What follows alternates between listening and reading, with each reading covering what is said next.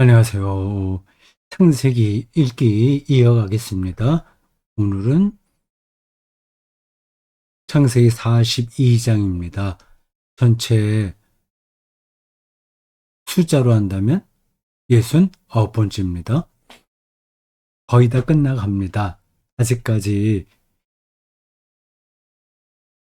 9장 정도 남아있긴 합니다. 42장부터 시작하면 50장까지니까 제법 남아있긴 하지만 내용적으로 보면 이제 다 끝난 겁니다. 42장부터 50장까지는 한 장으로 줄여서 기록해도 될 만한 내용입니다. 그 내용이 간단하니까요. 가나안 지역에 사는 야곱 가족들이 흉년으로 인해서 어쩔 수 없이 애굽 땅으로 곡식을 사러 왔다가 전혀 예상하지 못한 이 일을 경험하게 됩니다. 그 12형제 중에서 11번째 아들 요셉이 그 애굽에 1인지야 만인 지상의 자리에 오른 거예요.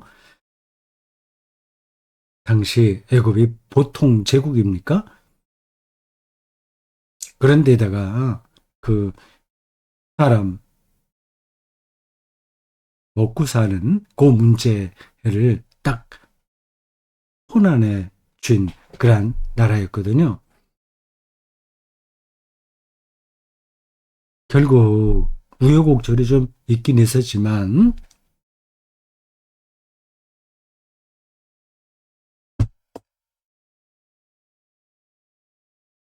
야곱을 비롯하여 그 요셉의 11명 형제들과 그, 그 손자, 뭐 증손자 등등해서 한 70명 되는 야곱 가문이 애굽 고센 땅에 정착하게 된다는 이야기입니다. 거기서 한 10여 년 살다가 야곱은 죽고, 그래서 그 야곱의 시체를 가나안 땅으로 끌고 와서 막벨라 굴 거기에 안장하는 이야기가 나오고, 요셉마저 죽게 됩니다. 거기까지 이야기예요. 거기에 그 내용에 우리가 제가 보기에는 특별하게 신앙적인 어떤 그 감동이 될 만한 이야기들은 별로 없습니다. 이는 크게 보면 하나님께서 사람들이 생각하지 못한 방식으로 야곱 가족을 끌어가서 결국 애굽에서 상당히 번영하게 됐다는 이야기이긴 해요. 근데 그게 굉장히 깁니다. 그리고 이 이야기 쓰는 방식도 반복이 많이 돼서 약간 지루한 느낌이 듭니다. 42장부터 50장까지 이어지는 그 단락을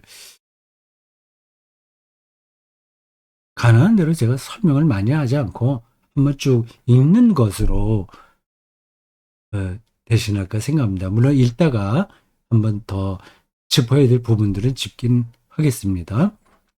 다시 이 창세기 전체 50장의 그 구조를 여러분들 한 번만 다시 확인하고 42장을 읽도록 합시다. 그든 제 기억 속에 남아있는 걸로 말씀드리는 거예요. 이제 창조 이야기, 그다음에 타락 이야기, 노아 홍수 이야기, 그렇죠?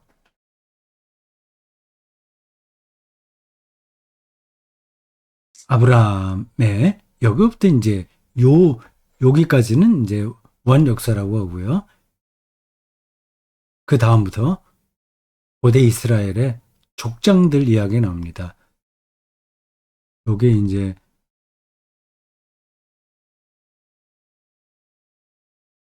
족장사, 요 앞에는 원역사. 신학에서 이 대목을 원역사라고 부르는 이유는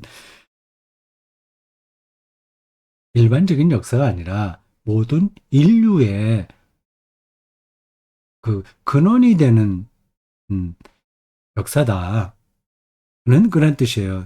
이게 좀 신화적이죠. 이 족장사 세 사람이 나옵니다. 아브람, 뭐, 주일학교 아이들도 다 아는 얘기입니다. 이삭, 야곱이에요. 아브람, 이삭, 야곱. 여기 이 세 사람의 서사에 많은 이야기들이 나옵니다. 이 대목으로 우리가 읽을 땐 재밌었어요. 근데 이 야곱 서사 끝부분에 요셉 서사가 나오죠. 아, 내러티브가 나와요. 요셉. 예, 요셉 서사가 독립됐다고도 볼 수 있긴 있어요. 크게 보면 그 창세기가 말하는 고대 이스라엘의 족장은 네 사람입니다. 아브라함, 이삭, 야곱, 요셉이에요. 이 족장들 이야기가 각각 독립적으로 구전되었어요. 독립, 아, 이게 잘 안 보이네요.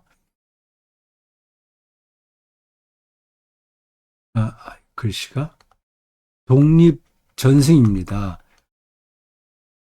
각각 네 이야기가 독립돼 있던 걸 창세기를 편집한 사람이 같이 한 혈통으로 묶어낸 거죠.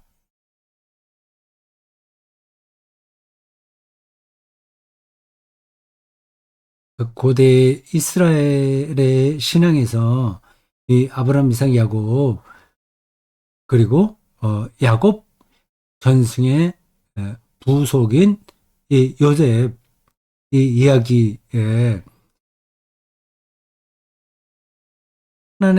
하나님 신앙의 가장 근원적인 이야기들이 담겨 있습니다. 근데 역사적인 이야기라고는 볼 수 없어요. 이 창조, 타락, 홍수 이 이야기는 아예 원역사, 신화적인 거고 족장들 이야기는 이제 구전돼 온 고대 이스라엘 사람들의 조상 이야기예요. 그럼 역사적 근거를 조금 찾아볼 수 있는 게 이제 출애굽기서부터죠. 근데 왜 출애굽 이야기도 고대 근동 역사에 에서 어떤 근거를 찾아볼 수 있는 건 아닙니다. 이것도 다 구전이죠, 사실은. 그러나 이 그 창세기 위의 이야기보다는 조금 더 역사적 사실에 좀 가깝다. 이렇게 볼 수 있죠. 자, 그 정도만 확인하고 이 창세기 42장 읽겠습니다. 애굽으로 내려가는 이야기예요. 그때 야곱이 애굽에 곡식이 있음을 보고 먹는 문제가 제일 중요하죠. 7년 풍년에 들었다가 이제 7년 흉년이 시작된 겁니다.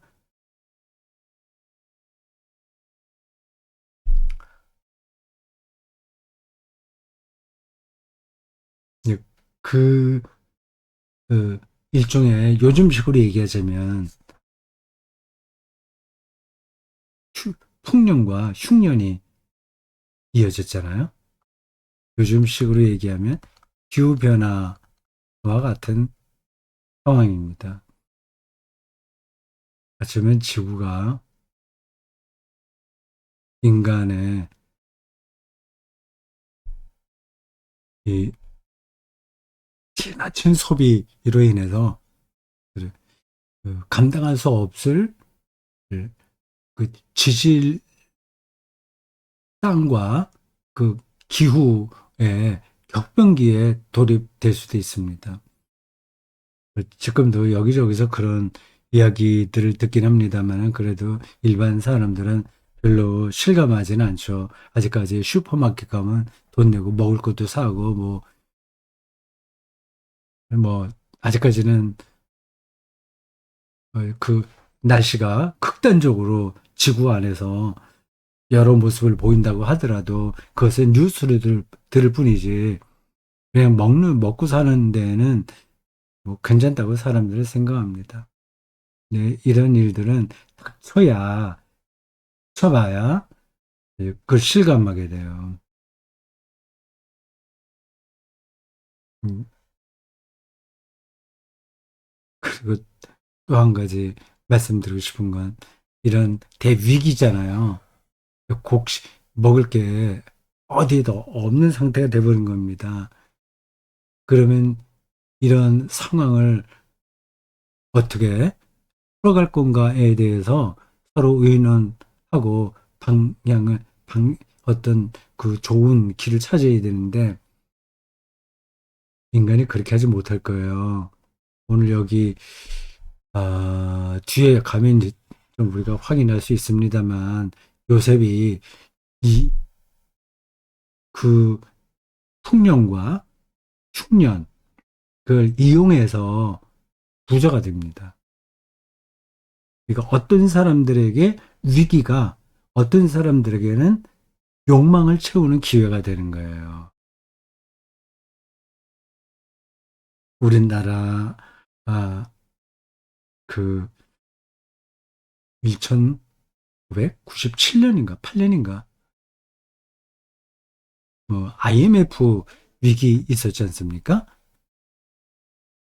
IMF 그때 어려운 사람들은 더 어려웠죠. 근데 돈이 있는 사람들은 더 돈을 불릴 수 있는 기회가 됐습니다. 이자가 높으니까 그렇게 됐어요. 하여튼 뭐 그 인간이 그렇게 좋은 일만 하지는 못합니다. 뭐 좋은 일 하는 사람도 많이 있고 잘하긴 하는데 그렇게 그렇게 합리적이고 이성적이고 도덕적으로 생각하지 않습니다. 생각은 할 수 있는데 그렇게 행동은 못해요. 그렇게 하는 사람들은 소수예요. 그러니까 이제 문제가 잘 안 풀리는 겁니다. 보통 때는 그냥 다 좋은 게 좋다는 식으로 진행되지만 위기 상황이 되면 이전 투구가 되는 거죠.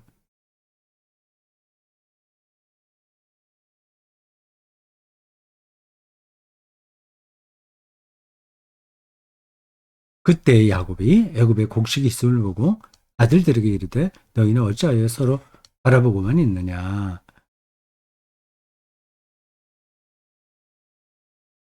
야곱이 이르되 내가 들은즉 저 애굽에 곡식이 있다 하니 이런 말을 하면서도 거기에 요셉이 있는 줄은 꿈에도 모르는 거죠. 우리는 꿈에도 모르는 방식으로 세상을 살 때가 많습니다. 너희는 그리로 가서 거기서 우리를 위하여 사오라 그리하면 우리가 살고 죽지 아니하리라. 살고 죽지 않는다. 삶과 죽음. 아슬아슬한 경계에서 우리가 지금 살고 있습니다. 그건 이제 평소에는 별로 잘 느끼지를 못해요.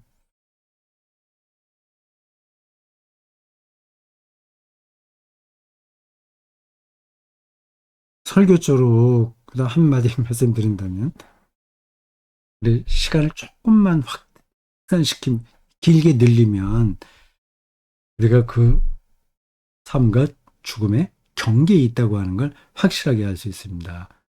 100년 정도, 100년이 아니라 80년, 우리 평균 나이가 80에서 90, 뭐 그 정도 되니까, 이게 태어나서 80살 살고 90년 살고, 좀 길게 산 100년 살잖아요. 그걸 더, 그 시간까지를 늘려서 동시적인 걸로 생각해 보면, 이 태어남과 죽음이 같은 시간대에 있는 거예요. 이제 그 사실을 그 예민하게 느끼는 사람이 있고 무감각하게 느끼는 사람이 있습니다.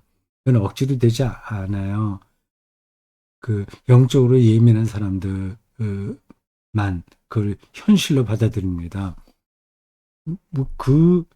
그렇게 사는 사람들을 심리적으로 불안하다고 생각하시면 안 되는 거예요. 인생이 짧고, 태어나고 죽는 게 한순간이구나. 그런 걸 알기 때문에, 뭐예요? 인생 허무에 떨어진다거나, 우울증에 떨어진다거나, 심리적으로 불안해하고 하지 않습니다. 그 사실을 뚫어보는 거예요. 그게 더 자유로울 수 있는 거죠. 네. 그런 사람들의 일부고, 대다수는 그 순간순간 그 모든 일상에 지배받습니다.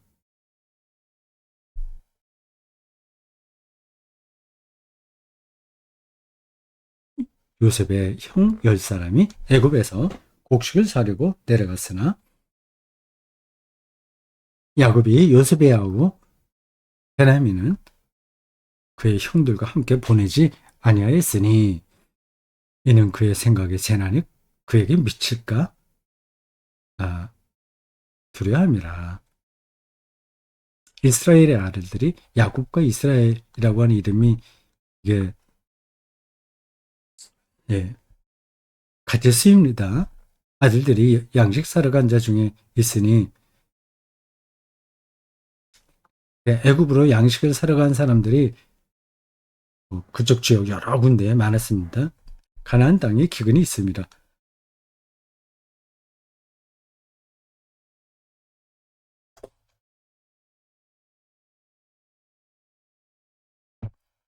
때 요셉이 나라의 총리로서 그 땅 모든 사람 백성에게 곡식을 팔더니 요셉의 형들이 와서 그 앞에 땅에 엎드려 절하며 꿈대로 된 거예요. 응?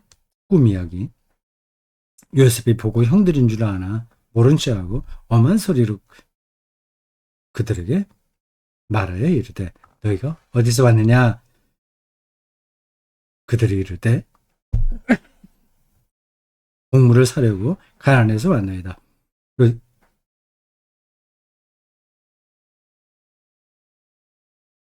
음, 이거 올려야 되는데 올라갔죠? 요셉의 형들은 알아보았으나 그들은 요셉을 알아보지 못하였더라. 못 알아보죠. 밑에 그 땅에 거의 엎드려 있는 형들이 높은 자리에 있는 요셉을 어떻게 알아보겠습니까? 예, 그림처럼 그려지긴 해요. 요셉이 그들에게 대하여 기침이 아직까지 완전히 없어지질 않았어요. 이 기침이 굉장히 오래가네요. 감기 기운인데 아예 몸져 누우면 푹 쉬고 빨리 나을 수 있는데 오늘 일상생활하는데 지장이 없어서 뭐 테니스 그 장에 뭐 계속 나가는 거 나가고 또 테니스 시합을 몇 번 또 나가기도 하고 그래서 그런지 깨끗하게 낫지는 않았습니다. 지금 거의 나아가는 중입니다. 요셉이 그들에게 대하여 꾼 꿈을 생각하고 그들에게 이르되 너희는 정탐꾼들이라 이 나라의 틈을 엿보러 고 마느니라. 그들이 그에게 이르되 내 주여 아니니이다. 당신의 종들은 곡물을 사러 왔나이다.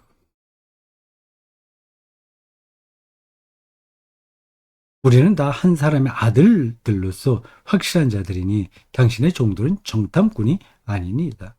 요셉이 그들에게 이르되 아니라 너희가 이 나라의 틈을 보러 엿보러 왔느니라. 그들이 이르되 당신의 종 우리들은 12형제로서 가나안 땅 한 사람의 아들들이라. 막내 아들은 오늘 아버지와 함께 있고 또 하나는 없어졌나이다. 그 대화가 굉장히 실감 있게 들려요.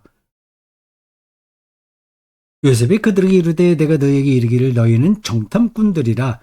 위협하는 거죠. 한 말이 이것이니라. 너희는 이같이 하여 너희 진실함을 증명할 것이라. 바로의 생명으로 맹세하노니. 바로요.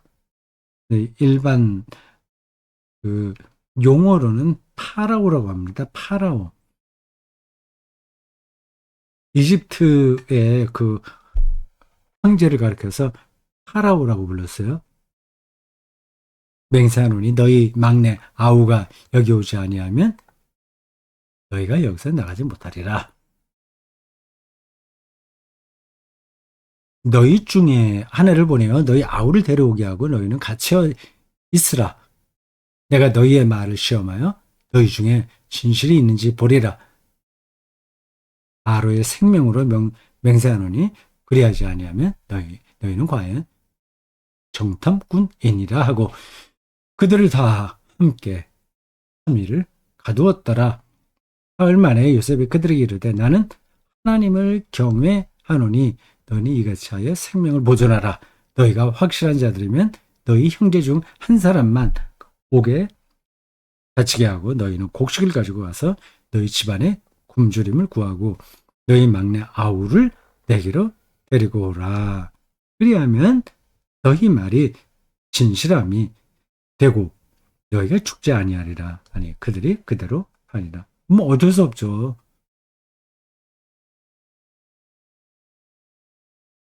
그들이 서로 말하되 우리가 아우의 일로 말미암아 범죄하였도다. 아우는 요셉을 얘기해요. 그가 우리에게 액을 할 때 그 마음의 괴로움을 보고도 듣지 아니했으므로 그 괴로움이 우리에게 임하는도다. 임하도다. 루벤 12 아들 중에 맏입니다. 야곱의 첫 아들이에요. 레아의 아들입니다. 이 요셉과 베냐민은 라헬의 아들이고요. 네 명의 여자를 통해서 아들을 낳았습니다. 레아는 그 야곱의 그 관심을 좀 못 받았어요. 그래서 하나님께서 오히려 그 여자의 태를 열어서 아들들을 많이 주었다고 합니다. 6명이나 아들을 낳았어요. 그 중에 첫 번째가 루벤입니다. 그들에게 대답이 이르되 내가 너희에게 이 아이에 대하여 죄를 지지 말라고 하지 아니하였더냐. 뭐 기억나시죠? 그래도 너희가 듣지 아니하였느니라. 그러므로 그의 핏값을 치르게 되었도다 하니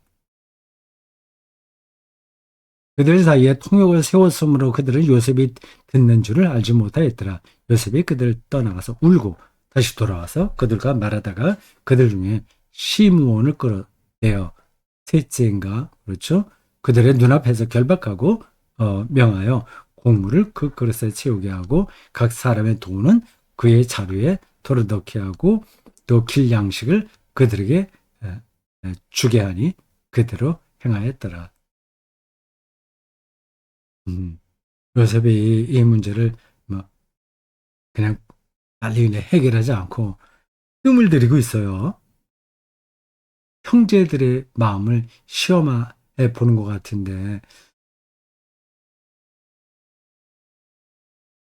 뭐 시험해 보지 않아도 괜찮지 않았을까요? 어쨌든 요런 이야기는 고대 그 이스라엘의 어떤 이야기꾼 의해서 어, 만들어진 겁니다. 역사적 사실이 아니라. 아니, 그러나 이렇게 했을 만한 개연성은 또한 있긴 한 거죠. 그 당시에는 흉년이 제법 많았거든요. 그리고 그 애굽의 나일강 유역의 기름진 땅에서 많은 곡식이 났기 때문에 어려움을 당하는 사람들이 그곳에 와서 곡식을 많이 사갔습니다. 네, 그런저런 여러 가지 그 당시에 있을 만한 일들, 그 행상이라고 하죠. 그 낙타의 뭐 그런 곡식 뭐 이런 것을 대상이라고 하죠. 그래서 그걸 그 무역하는 사람들이 있었고 뭐 직접 자기들의 먹을 것을 가서 구입하는 사람들이 있었습니다. 그런 걸 전제한다면 요 야곱 어, 형제들이 애굽에 뭐 갔다 올 만한 그 개연성은 충분한 거죠. 그들이 곡식의 나귀를 싣고 그것을 떠났더니 한 사람이 영원에서 나귀에게 먹이를 주려고 자루를 풀고 본즉 그 돈이 자루 아귀에 있는지라 그가 형제에게 말하되 내 돈을 도로 넣어도다 보라 자루 속에 있도다 위에 그들의 혼이 나와서 떨며 서로 돌아보며 말하되 하나님이 어찌하여 이런 일을 우리에게 행하시는가 하고 그 상황을 길게 정리합니다. 짤막하게 해도 되는데 길게 쭉 읽어보겠습니다.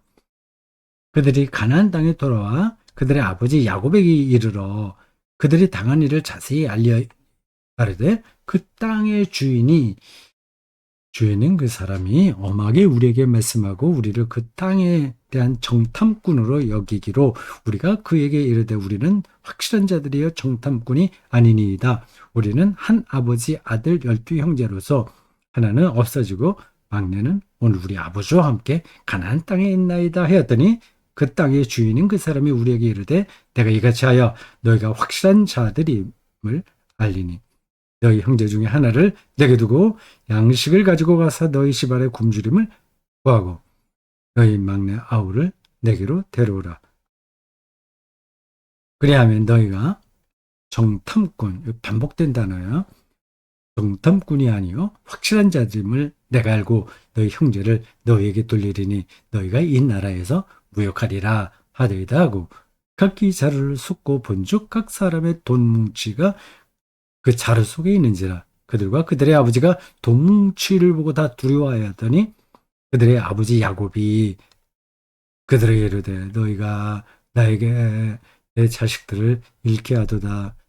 요셉도 없어지고 시므온도 없어졌거늘 베냐민을 또 빼앗아 가고자 하니 이는 다 나를 해롭게 함이로다.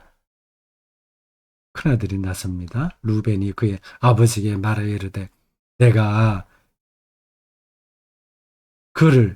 그는 이제 루벤이죠. 미안합니다. 시므온이죠. 그러니까 거의 인질로 잡혀 있는 친구 시므온을 아버지께로 데려오지 아니하거든. 내 두 아들을 죽이소서. 그를 내 손에 맡기소서. 내가 그를 아버지께로 데리고 돌아오리이다. 야곱이 이르되 내 아들은 너희와 함께 내려가지 못하리니 내 아들은 여기는 그 베냐민을 가리켜요. 막내 아들이요. 그의 형은 죽고 그만 남았습니다. 만일 너희가 가는 길에서 재난이 그에게 미치면 너희가 내 흰머리를 슬퍼하며 스올로 지옥이죠. 죽은 자들이 가는 곳이죠. 스올로 내려가게 함이 되리라. 여기까지가 42장입니다. 야곱의 인생이 참 드라마틱해요. 태어날 때 형 발꿈치를 붙들고 태어나더니 거의 마지막 때에도 내 흉년을 만나고 아들들을 잃고 완전히 잃은 게 아니라 그런 소용돌이 속에 휩싸이고 늘 수호를 생각하면서 살았습니다. 자, 여기까지입니다.